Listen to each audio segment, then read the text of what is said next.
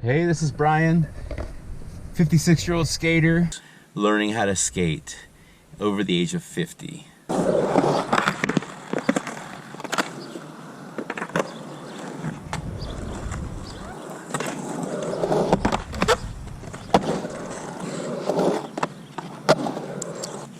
So the backside rock and roll is a trick we touched on earlier, where you go up into a rock position.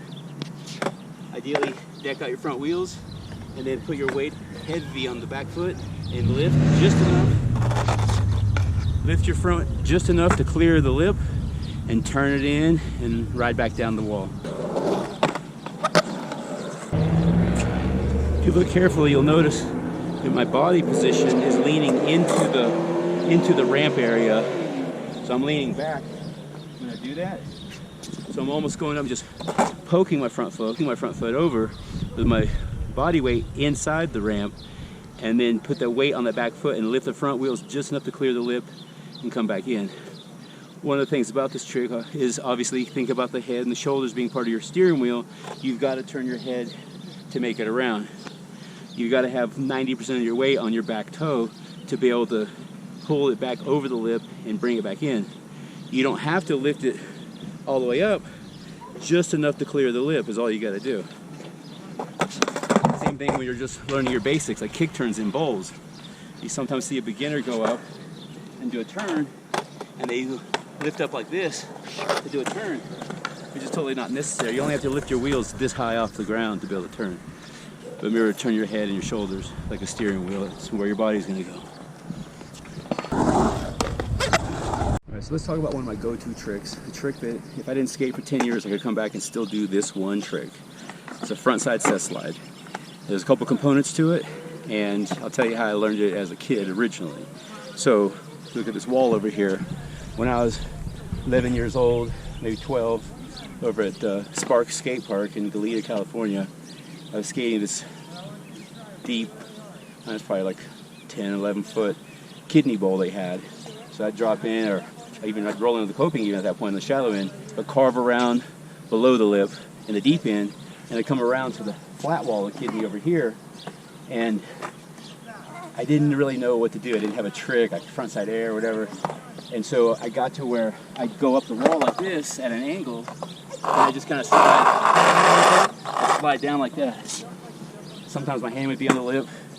And one of the older skaters, he said, try and use your toe pressure to make the board stick to the wall a little bit more and control that slide, and then you can come out of it, like push the front end around and come out.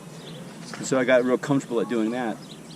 As I got older, I got to where I could go up in a backside position, carving that backside, and I could slide my back end out like this to get into that same position where I'd come out like that little, what do you want to call it, a kiwi slide. Now an actual kiwi slide, named after Peter Gifford, the kiwi was his nickname. Whereas you go frontside, you do this type of sliding, but you do it with just your back wheels and your front wheels sticking over the lip. So you slide just your back wheels with your front wheels over the lip, and then come back in. And when you're learning it, a lot of people put two hands down, but you really just want to have your back hand on the lip for style points. Throw your front hand up in the air like a rodeo star. And from that also came layback rock and rolls. Layback frontside rock and rolls came from that, also from doing that motion. So all these tricks are connected, and you'll find that when you're older, I mean, it's like a cheat code too, right?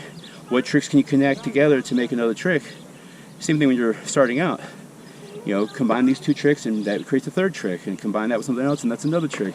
So all these are related, from that little kiwi slide to going frontside Cess to layback rock and roll to even that same momentum of coming out, going up layback air and then bringing it back in. But that's for another day. So let me see if I can do a couple of these slides to show you what I'm talking about.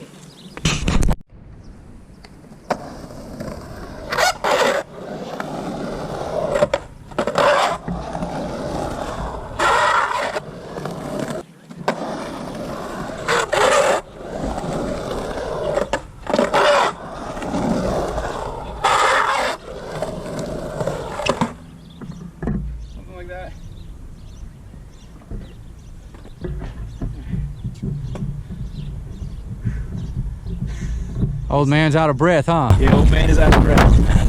Yeah. That's one thing about skating when you're over 50. You get your exercise. The other thing is, you'll notice I'm wearing padded gloves and an elbow pad. I hurt my hand pretty bad a few months ago. Hurt my elbow a couple times, and again 3 weeks ago. So, trying to be smart about it. You know, some people say, hey, if you're smart, you wear a helmet and everything else, and you know, they're probably right. When I start doing some other tricks that are a little more challenging, I will be wearing a helmet. So we'll see that in maybe the next episode. Things when you're skating a mini ramp is to think, what are you going to do when you come out fakie? You can't always be fakie tail stalls and fakie rocks. You got to have a little variety in there. So maybe even something as simple as a fakie 360 turn, just a backside 360. It's stylish and breaks up the monotony of just doing the same old fakie tail stall, fakie rock out of your fakie tricks. There's some other tricks you can do as well, but we're talking about basics. Skaters that are over the age of 50, so we'll talk about that. Another variation of that is, okay, you can do it with rock and roll, you can do a fakie 360. How about put those together and go fakie 360 rock? So let's see if we can do a couple of those in this run, and we'll hopefully ride away with a big smile on our face, and you will too.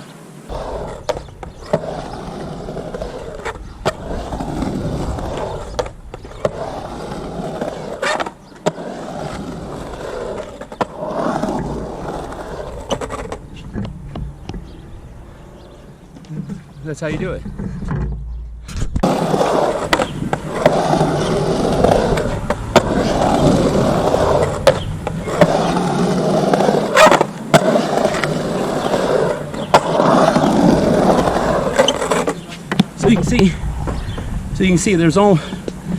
So you can see they're almost the same trick. The fakie 360 turn and the fakie 360 rock are almost the same trick. So basically, the fakie 360 turn and just poke it to a rock and keep the turn going, come out of it, and that's really all it is. And naturally, some people can lock it up more and then come out, or even go at a carve momentum and go into a board slide and come out, which I used to do that back in the 80s, but you know, I'm fucking old now, so you know, don't expect to see that anytime soon. Maybe another video. Some other tricks we're going to work on for us guys that are over the age of 50 is a frontside grind revert, which sounds pretty hard and people really seem to like it, but it's actually a lot easier than it looks. So if you're over 50, maybe you should try this too. So once you've got your tail stall reverts, then what you want to do is you go like a little frontside slash grind, and as you're coming out of it, you push your back foot and put more weight on your front foot and drive it all the way around the fakie.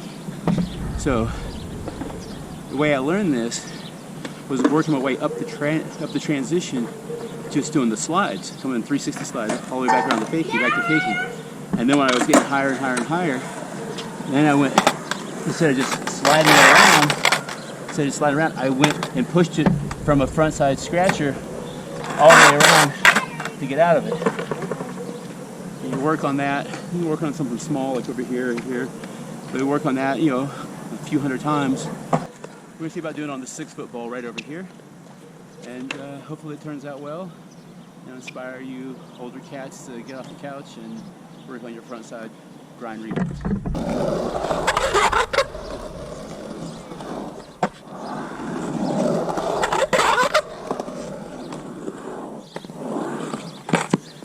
So if you look carefully, you'll notice that my front shoulder and my front wheels become the pivot point in which the rest of my body goes around.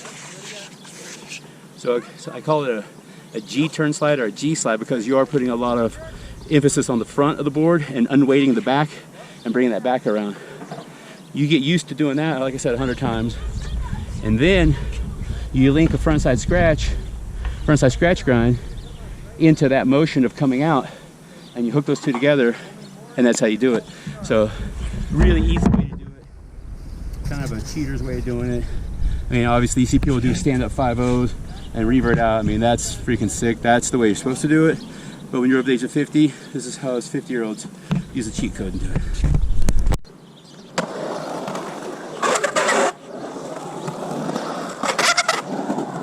Came up a little short on the grind on that time.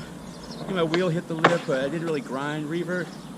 So, believe it or not, it's actually a little easier to get the whip around if you're coming out of the grind, because the grind can help you slide it around a little bit more.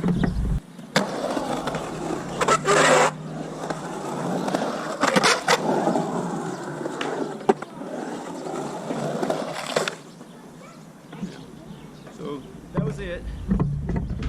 To make it look better, hold that grind up higher a little bit longer and then revert it out. But I think you get the idea.